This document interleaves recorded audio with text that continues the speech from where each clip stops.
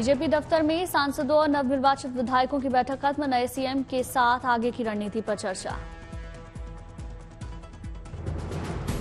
दिल्ली में 27 साल का सूखा खत्म करने वाली बीजेपी में खुशी की लहर, बीजेपी दफ्तर में जुटे नवनिर्वाचित विधायकों ने दिखाया विक्ट्री का sign.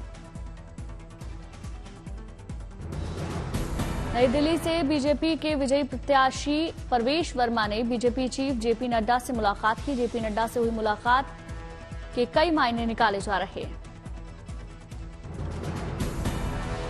BJP chief JP Nadda के आवास पहुंचे बीजेपी के विजयी प्रत्याशी कैलाश गहलोत, मनजिंदर सिंह सिरसा दोनों ने नड्डा से मुलाकात की। दिल्ली में नए मुख्यमंत्री के नाम पर सस्पेंस बरकरार, शपथ समारोह से पहले बीजेपी दफ्तर में उत्सव का माहौल। दिल्ली बीजेपी चीफ वीरेंद्र सचदेवा ने आम आदमी पार्टी नेता आतिशी पर बोला हमला, कहा केजरीवाल की हार पर नाच क्यों रही थी आतिशी, उन्हें भी देना है लूट का हिसाब। नई दिल्ली से बीजेपी के विजयी प्रत्याशी परवेश वर्मा के घर बधाई देने वालों का तांता, परवेश वर्मा ने आभार जताया। बीजेपी के नवनिर्वाचित विधायक परवेश वर्मा ने स्थानीय लोगों से मुलाकात की, सड़क से गुजर रहे लोगों को मिठाई बांटी। दिल्ली बीजेपी अध्यक्ष वीरेंद्र सचदेवा ने एलजी से मिलने का वक्त मांगा, नवनिर्वाचित बीजेपी विधायकों के साथ करेंगे मुलाकात। प्रधानमंत्री मोदी के विदेश दौरे से लौटने के बाद दिल्ली में शपथ ग्रहण की संभावना, एनडीए शासित राज्यों के सीएम को भी न्योता भेजा जा सकता। दिल्ली में बीजेपी की जीत पर बोली बीजेपी सांसद हेमा मालिनी का 27 साल बाद पार्टी की जीत देखकर हूं खुश, लोगों को लंबे समय से था बदलाव का इंतजार। रावल नगर से बीजेपी के विजयी प्रत्याशी कपिल मिश्रा ने कहा दिल्ली की जनता ने पीएम मोदी के मॉडल पर भरोसा किया, अरविंद केजरीवाल के लूट और झूठ के मॉडल की हार हुई। केंद्रीय मंत्री हर्ष मल्होत्रा ने कहा दिल्ली की जनता ने प्रधानमंत्री मोदी की नीतियों पर भरोसा जताया, भाजपा जो कहती है उसको पूरा करती है। मटियाला से बीजेपी के विजयी प्रत्याशी संदीप सहरावत ने कहा हमें जो जिम्मेदारी मिली है उसे हम निभाएंगे और एक कार्यकर्ता की तरह हमारा जो काम होगा उसे करेंगे। रोहिणी से बीजेपी के विजयी प्रत्याशी विजेंद्र गुप्ता ने कहा हम दिल्ली की जनता से किए गए सभी वादे पूरे करेंगे। केजरीवाल के घर नवनिर्वाचित आप विधायकों की बैठक खत्म, आतिशी समेत आपके 22 विधायक मीटिंग में रहे मौजूद, विपक्ष की भूमिका को लेकर चर्चा हुई। आपके नवनिर्वाचित विधायकों को अरविंद केजरीवाल के निर्देश, कहा अपने अपने विधानसभा क्षेत्रों में जनता की सेवा करने के लिए कहा। कालकाजी से आपकी विजयी उम्मीदवार आतिशी ने बैठक को लेकर कहा एक विपक्ष की भूमिका निभाना हमारी जिम्मेदारी, सरकार की जवाबदेही तय करवाना आपके विधायकों का काम। बैठक खत्म होने के बाद बोले आप नेता सहीराम पहलवान, कहा सब अपनी अपनी विधानसभा में मजबूती से काम करेंगे।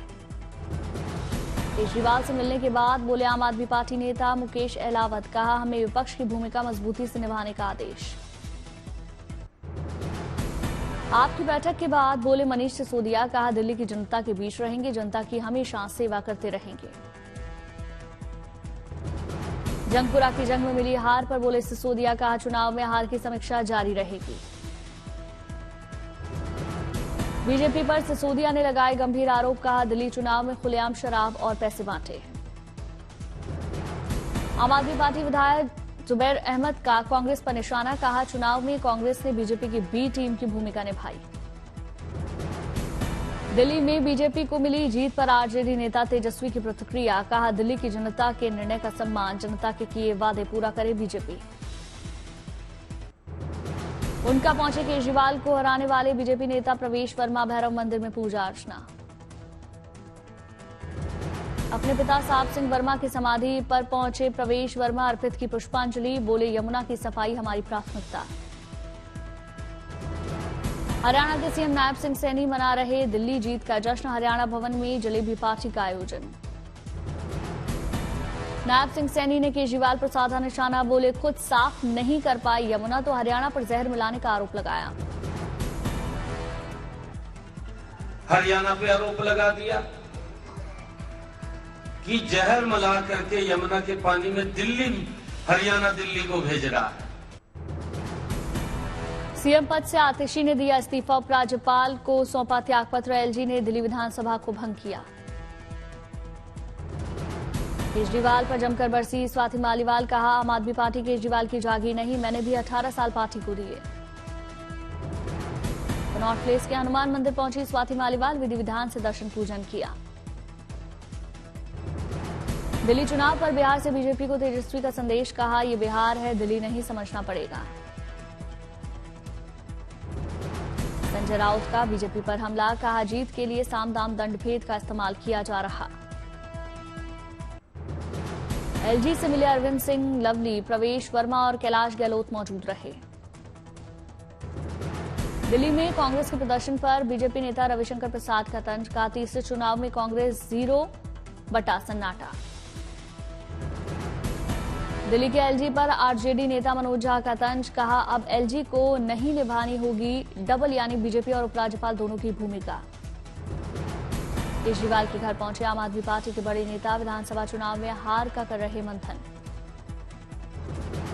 मिल्कीपुर उपचुनाव पर यूपी के डिप्टी सीएम ब्रजेश पाठक का बयान, बोले जनता ने एसपी के नेगेटिव नैरेटिव को नकारा। हरियाणा के सीएम नायब सिंह सैनी ने आम आदमी पार्टी पर साधा निशाना, कहा जनता को फुसलाकर अपनी स्वार्थ सिद्धि करने वाली पार्टी आम आदमी पार्टी। दिल्ली चुनाव में मिली हार पर बोली कांग्रेस नेता अलका लांबा, कहा कांग्रेस ने किया बेहतर प्रदर्शन, बीजेपी की बनी है सरकार, लेकिन सबसे बड़ा नुकसान आम आदमी पार्टी को हुआ। दिल्ली चुनावी नतीजों को लेकर बोली पूर्व आईएएस अधिकारी किरण बेदी, कहा अब आरोप प्रत्यारोप का जमाना खत्म हो चुका है।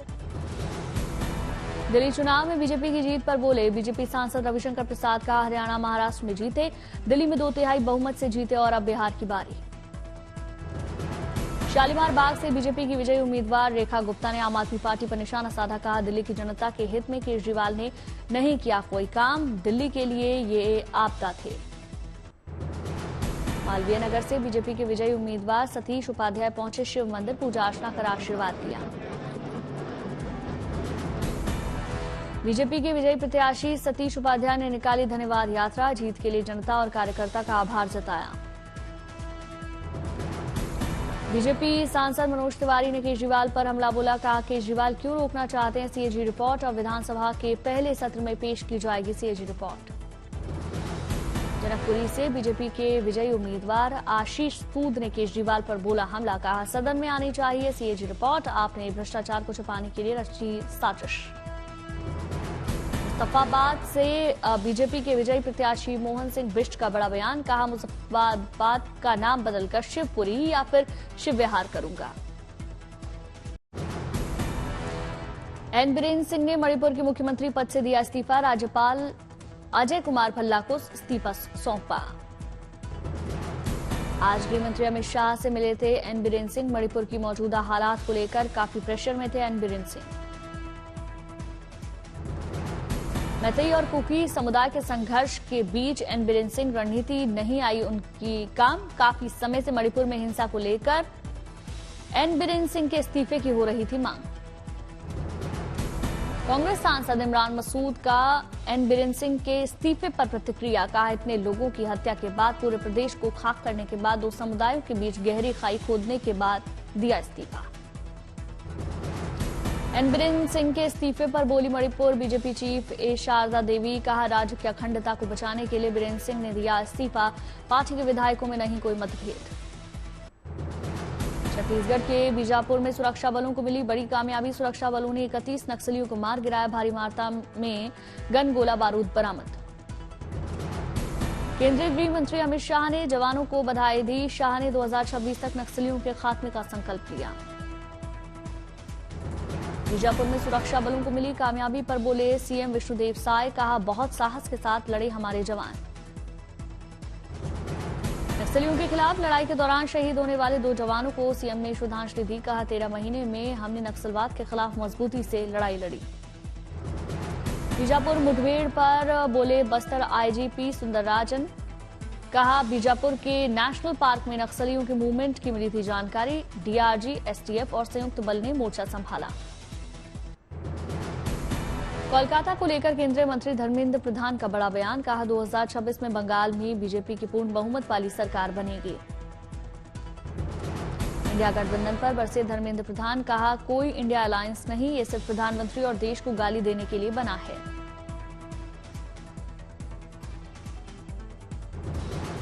वायनाड दौरे पर कांग्रेस सांसद प्रियंका गांधी, जनसभा को संबोधित किया। सैफई पहुंचे समाजवादी पार्टी के मुखिया अखिलेश यादव, पार्टी कार्यकर्ताओं से मुलाकात की, बोले इंडिया गठबंधन और मजबूत होगा। महाराष्ट्र नवनिर्माण सेना अध्यक्ष राज ठाकरे ने बुलाई नेताओं की बैठक, पार्टी की नीतियों और राजनीति पर चर्चा।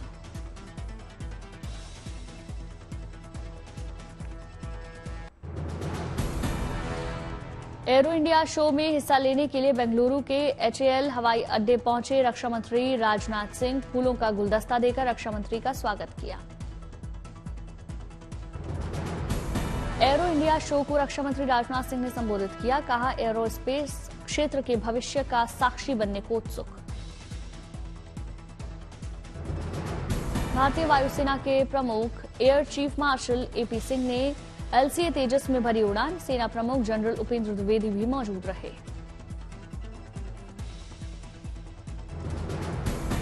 सेना प्रमुख जनरल उपेंद्र द्विवेदी ने LCA तेजस में उड़ान को बताया जीवन का बेहतरीन पल, कहा प्रशंसा के काबिल है चुनौतियों का सामना करने वाले पायलट।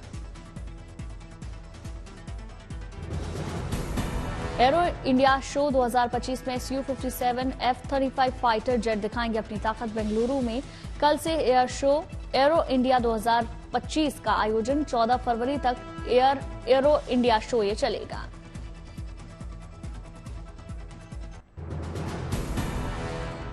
महाकुंभ में रिकॉर्ड संख्या में पहुंच रहे श्रद्धालु, अब तक 43 करोड़ से ज्यादा लोगों ने संगम में लगाई आस्था की डुबकी।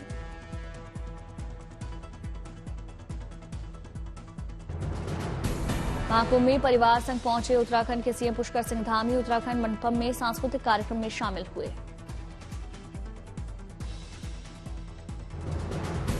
जबरदस्त भीड़ से प्रयागराज में हाल बेहाल, बड़ी संख्या में लोगों के पहुंचने से चरमराई व्यवस्था। 12 फरवरी को माघी पूर्णिमा का स्नान।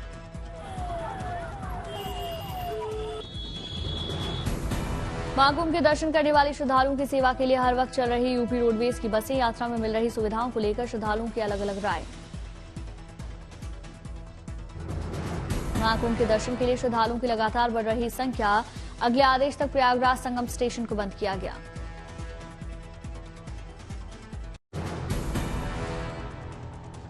बनासकांठा में आयोजित अंबाजी की परिक्रमा महोत्सव में शामिल हुए गुजरात के CM भूपेंद्र पटेल। CM पटेल ने मां अंबाजी की उठाई पालकी।